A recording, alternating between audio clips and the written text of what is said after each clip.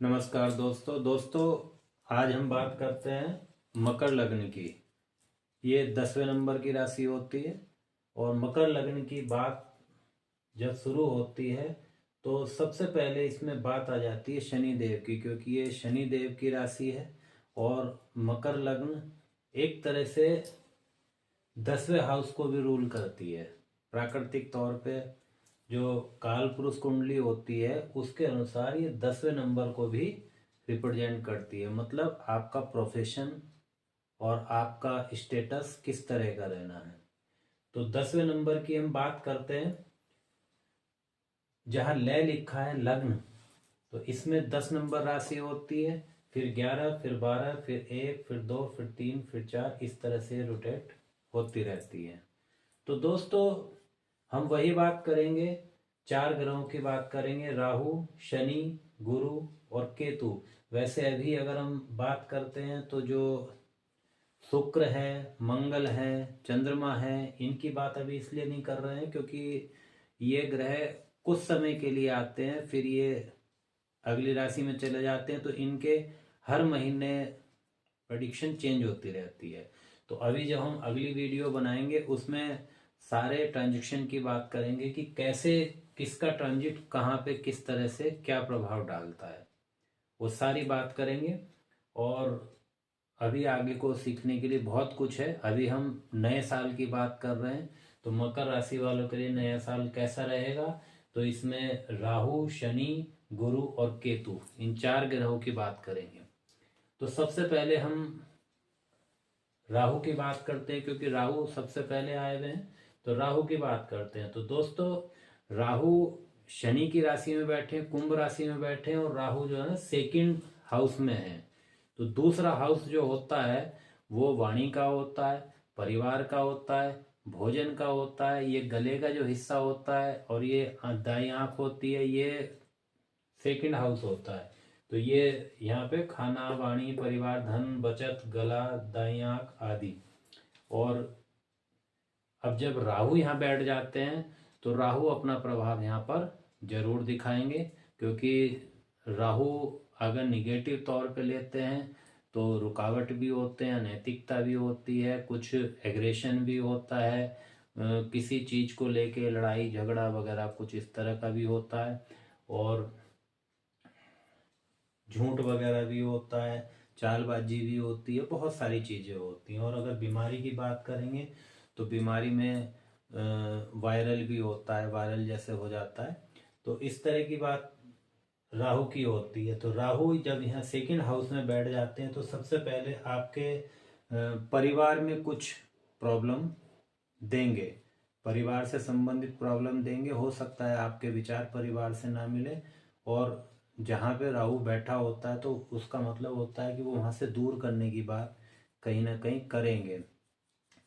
या फिर उल्टा ये होता है कि वो बंधन देंगे परिवार का, कि आप परिवार के लिए परेशान रहेंगे और वहाँ से आपकी परेशानी दूर नहीं होगी, वो आपको वहाँ पे परेशानी मिलेगी मिलेगी। तीसरी बात ये हुई है कि राहु यहाँ सेकंड हाउस में बैठे हैं, तो ये भोजन का है, खाने का है। तो राहु आउट ऑफ कल्चर होता है, दूसरी कल्चर होता है। तो इस समय जो मकर लग्न वाले हैं उनको खाने में फास्ट फूड की ज़्यादा इच्छा हो रही होंगी, क्योंकि वो दूसरी कल्चर का भोजन इस समय पसंद कर रहे होंगे इस साल। और अगर वो दूसरी कल्चर का भोजन खाते हैं तो ये कहीं ना कहीं इन्फेक्शन, पॉइजन, क्योंकि राहु पॉइजन भी है, जहर है, तो ये खाने में एक जहर का काम करेगा। अगर हम दूसरी कल्चर का खाना खाते हैं तो जहर का काम करेगा, फूड पॉइजनिंग होने का यहाँ पे सबसे बड़ा खतरा होता है। और सामने केतु है, तो केतु बैठे भी 5वीं राशि में, 5वीं राशि ये पेट का इधर का हिस्सा होता है। तो जैसे आप खाना यहाँ पे गलत खाते हैं तो ये भी ट्रिगर यहाँ पे होता है, और ये भी नुकसान देंगे देंगे।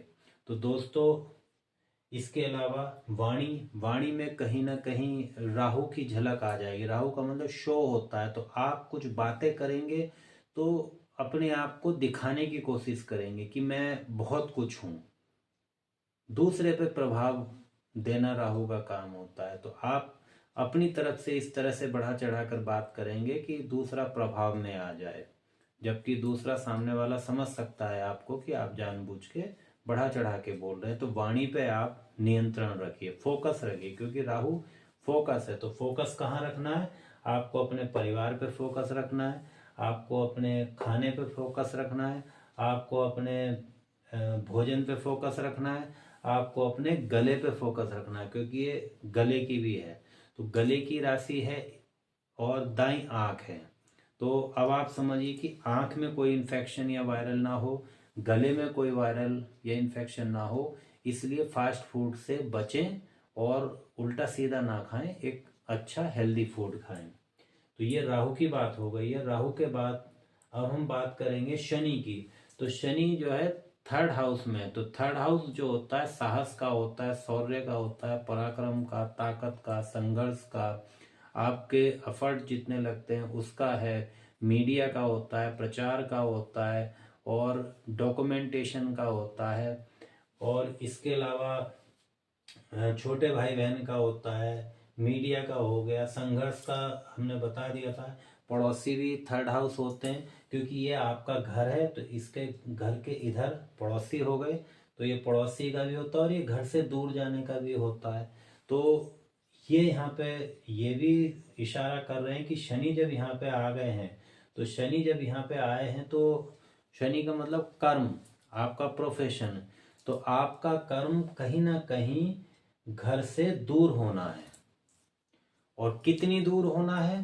तो आपको दूर निकलना पड़ेगा। ये जो थर्ड हाउस होता है ये छोटी यात्रा भी होती है, 50-60 किलोमीटर की यात्रा को थर्ड हाउस ऑन करता है।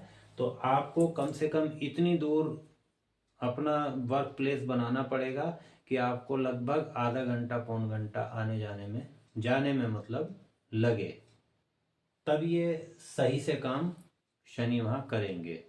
यदि आप घर में ही रखते हैं या बिल्कुल बराबर में रखते हैं तो कहीं ना कहीं प्रॉब्लम आएगी। अब ये मीडिया का भी है। तो जब शनि यहाँ आ गए हैं तो आपको मीडिया में प्रचार करने की ज़रूरत पड़ेगी। अपने प्रोफेशन के लिए आपको प्रचार की ज़रूरत पड़ेगी, प्रसार की ज़रूरत पड़ेगी। कम्युनिकेशन का ये हाउस है, तो आपको लोगों से कम्युनिकेशन करने की ज़रूरत पड़ेगी, चाहे आप जाके करें या मीडिया के थ्रू करें, कैसे भी करें, आपको कम्युनिकेशन की ज़रूरत यहाँ पे पड़ेगी। और जब ये यहाँ पे शनि आ जाते हैं तो यहाँ शनि के लिए इतना ज़्यादा अच्छा ये हाउस नहीं माना जाता है, क्योंकि यहाँ पे संघर्ष होता है। और शनि जब यहाँ आ जाएंगे तो संघर्ष कई गुना बढ़ जाएगा। तो आपको यहाँ पे बहुत ज़्यादा संघर्ष करना पड़ेगा। जब आप ज़्यादा संघर्ष करेंगे तभी आपका भाग्य उदय वहाँ पे होगा, नहीं तो आप कितना भी भाग्य के सहारे बैठेंगे ये स्लो कर देंगे, क्योंकि इनकी 7वीं दृष्टि भी भाग्य पर पड़ रही है। तो यहाँ पे जिम्मेदारी से आपको संघर्ष से नहीं डरना है, क्योंकि डरना इसलिए मना है, साहस और पराक्रम ताकत का ये हाउस है। तो यहाँ इस हाउस के ग्रह से अगर आपको काम लेना है तो आपको डरना नहीं है, आपको साहस दिखाना है, पूरा पराक्रम दिखाना है, जोश दिखाना है, और संघर्ष जितना ज़्यादा आप कर सकते हैं उतना ज़्यादा संघर्ष करना है, भाग दौड़ करनी है। तब जाके ये शनि देव का यहाँ पे आपको अच्छा प्रभाव मिलेगा। फिर शनि की यहाँ पे जो दृष्टियां हैं, ये दूसरी तीसरी दृष्टि 5वें हाउस पे आ रही। तो 5वां हाउस आपके आनंद का है, आपके संतान का है, आपकी पढ़ाई का है, आपकी सलाह का है, आपके स्किल का है, जो आपके अंदर एक टैलेंट होता है उसका है, पूर्व पुण्य कर्मों का भी है। तो जब शनि यहाँ पे दृष्टि डाल रहे हैं तो पूर्व पुण्य कर्म एक्टिवेट हो रहे हैं, तो कहीं ना कहीं आपके हेल्प कर सकते हैं। आप अपने इष्ट देव का हाउस भी यही है, तो आप अपने इष्ट देव को याद किया करें, उनको धन्यवाद किया करें, तो ये यहाँ पे काम करेंगे। और अपने संतान के बारे में आप जिम्मेदारी लेंगे, क्योंकि थर्ड दृष्टि है तो थर्ड सपोर्ट की दृष्टि भी होती है। तो अगर आपकी संतान इतनी बड़ी है कि आपकी सपोर्ट कहीं कर सकती है तो अपनी संतान की सपोर्ट आप ले सकते हैं। इसके अलावा अब शनि 7वीं दृष्टि का बता दिया, भाग्य स्थान पे है, लंबी दूरी पे है। तो ये छोटी यात्रा है, बीच बीच में आपको लंबी यात्रा भी करनी पड़ सकती है। भाग्य का जो आपकी चाल है उसको स्लो करने वाला काम शनिदेव यहाँ से करेंगे। अगर ये निगेटिव होते हैं तो शनिदेव को यहाँ पॉजिटिव इनके अनुसार करना है। और जो ये मीन राशि है, इसको मैं बार बार कह चुका हूँ, मीन राशि दान की, अस्पताल वगैरह की है, तो इसको वो चीज़ शामिल करके हमेशा चलना ही है पूरे साल। पूरे साल के 2.5 साल बैठते हैं, जब तक यहाँ बैठे हैं तब तक ये चीज़ आपको करनी पड़ेगी। अब शनिदेव की यहाँ पे 7वीं दृष्टि होगी तो 8वीं, 9वीं, 10वीं दृष्टि अस्पताल पे आ रही है। तो अब आप दोस्तों थोड़ा सा इस चीज़ में सचेत रहें कि अस्पताल वाली राशि में शनिदेव बैठे हैं और 10वीं दृष्टि अस्पताल में जा रही है, तो इसका मतलब सीधा है कि आपका कर्म अस्पताल को लेके है। तो या तो आपको वहाँ पे कोई सेवा देनी पड़ेगी, प्रोफेशन के थ्रू देनी पड़ेगी, या कोई स्वतः ही आप सेवा करने जाइए। मतलब आपको अस्पताल में जाना जरूरी है। नहीं तो क्या होगा कि ये दोनों अस्पताल को बता रहे हैं, तो ये अस्पताल में आपको पहुंचवा सकते हैं। इसलिए इसमें सावधानी बहुत जरूरी है। और इसमें डबल सावधानी इसलिए होनी है क्योंकि केतु 8वें हाउस में बैठे हैं। तो 8वां हाउस जो होता है दुर्घटना का भी होता है, चिंता का, भय का, या क्रोनिक बीमारी का होता है। शनि खुद दुख और बीमारी के कारक होते हैं। तो या तो आपको किसी बीमारी के कारण हो सकता है कि हार्ट की प्रॉब्लम हो जाए, क्योंकि केतु सिंह राशि में बैठे हैं, सूर्य की राशि में बैठे हैं, तो हार्ट को कहीं ना कहीं प्रॉब्लम देंगे। आप फास्ट फूड खा रहे हैं, उससे प्रॉब्लम यहाँ पे आएगी। और यहाँ पे उनकी दृष्टि जब यहाँ पड़ रही है, केतु अस्पताल के लिए, दुर्घटना के लिए, सर्जरी के लिए बोलते हैं, तो ऐसी संभावना मकर राशि वालों को हो सकती है।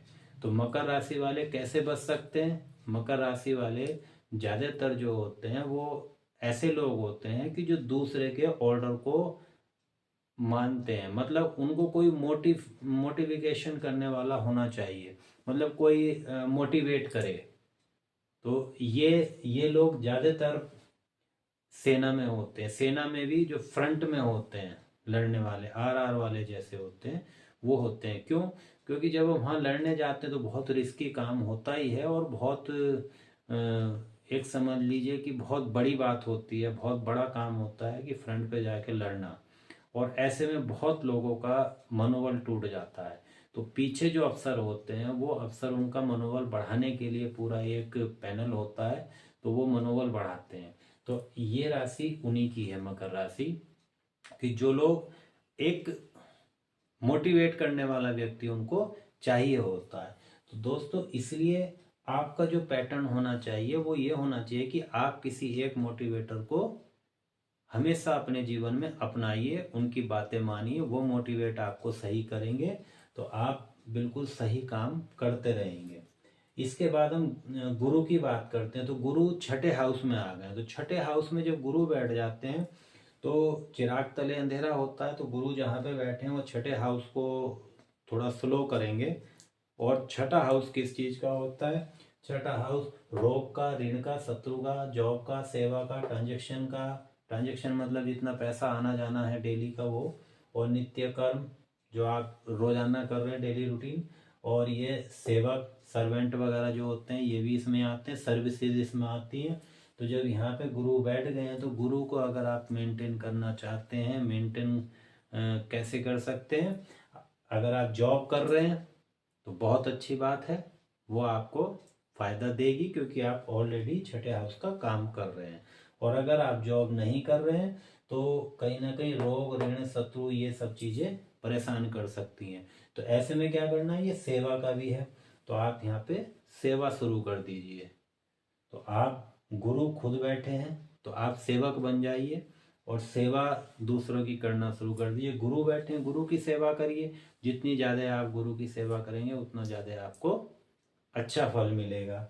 और ट्रांजैक्शन का ध्यान रखिए क्योंकि यहाँ पे बड़ा ट्रांजैक्शन आपका होना है। गुरु है तो गुरु का मतलब बड़ा, तो बड़ा ट्रांजैक्शन होना है, ग्रोथ बढ़ेगी, ट्रांजैक्शन बहुत ज़्यादा होगा। तो ये भी ध्यान रखिए कि इनकम टैक्स वगैरह की बात ना आ जाए। सारे कागज मेंटेन करिए क्योंकि शनिदेव डॉक्यूमेंटेशन वाली जगह पे बैठे हैं। तो न्याय वहाँ पे ईमानदारी से आपसे टैक्स भरवाएंगे। टैक्स का ये है केतु है, तो केतु खुद वकील होते हैं।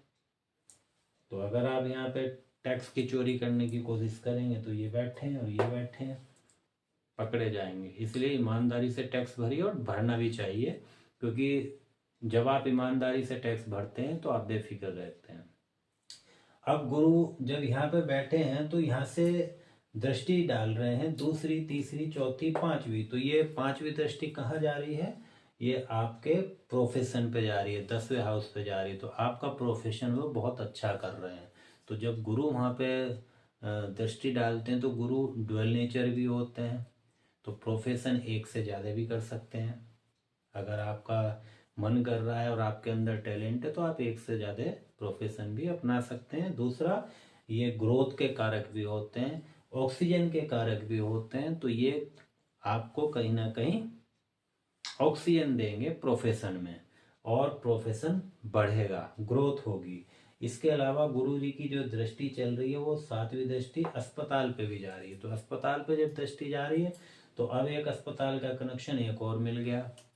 तो अब आप समझ जाइए कि अस्पताल का कनेक्शन 10 नंबर वालों को बहुत ज़्यादा मिल रहा है। तो इसका मतलब आपको सावधान रहने की ज़रूरत है। यदि वो फौज में है तो उनको वो ये इसको यूज कर रहे हैं, तो उनको इस चीज़ की बहुत ज़्यादा सावधानी की ज़रूरत नहीं पड़ेगी, क्योंकि ग्रह जिसका आप काम कर रहे हैं तो वो ग्रह आपको कहीं परेशान नहीं कर सकते, क्योंकि उनको अपना काम कराना है। और अगर जो इनका काम नहीं कर रहे हैं वो इस चीज़ में सावधानी जरूर रखें। अब गुरु की दृष्टि फिर 7वें के बाद 8वीं 9वीं राहु पे पड़ रही, सेकंड हाउस पे पड़ रही है। तो सेकंड हाउस पे पड़ रही है तो अगर ये निगेटिव होते हैं, क्योंकि राहु अगर आप बढ़ाते हैं, बढ़ाने का मतलब हो गया फास्ट फूड ज़्यादा खाते हैं, आप गलत बोलते हैं, तो आप ये समझिए कि गुरु यहाँ पे डाउन होंगे। और जब गुरु डाउन होंगे तो गुरु की दृष्टि जब यहाँ पड़ रही है तो वो दृष्टि पॉजिटिव ना पड़ के निगेटिव पड़ेगी। तो फिर इसका मतलब हो गया कि आपके खाने में फैट बढ़ेगा, कहीं ना कहीं फैट बढ़ेगा। और राहु कार्बन डाइऑक्साइड भी होते हैं, मतलब ऑक्सीजन के अपोजिट होते हैं। तो गले में आपके प्रॉब्लम हो सकती है, ऑक्सीजन की प्रॉब्लम हो सकती है। इसलिए खाने का भी बहुत ज़रूरी आपको ध्यान देना है, और फैटी चीज़ें नहीं खानी हैं। जो ज़्यादा फैट बढ़ाती हैं ऐसी चीज़ें आप अवॉइड करें, अच्छा खाएं, हेल्दी खाएं, तभी इसका फर्क पड़ने वाला है। तो दोस्तों, हम आपसे अपील करते हैं कि हमारी ये वीडियो आप ज़्यादा से ज़्यादा शेयर करिए, हमारे चैनल को सब्सक्राइब करिए एस्ट्रो मैजिक यूके, क्योंकि जब ये लग्न की बात हो रही है उसके बाद हम बहुत इंटरेस्टिंग वीडियो आपके सामने लाएंगे। और ये आपको लग रहा है कि हमारे मतलब की नहीं है क्योंकि हमारा मकर लग्न नहीं है, तो ऐसा नहीं सोचना है, क्योंकि हर एक कुंडली से कुछ ना कुछ नया सीखने को मिलता है। हम भी हमेशा नया सीखते हैं, जितने भी क्लाइंट हमारे पास आते हैं या जो भी कंसल्टेशन कराने आता है तो उनकी कुंडली देख के हम भी नया कुछ ना कुछ सीखते हैं।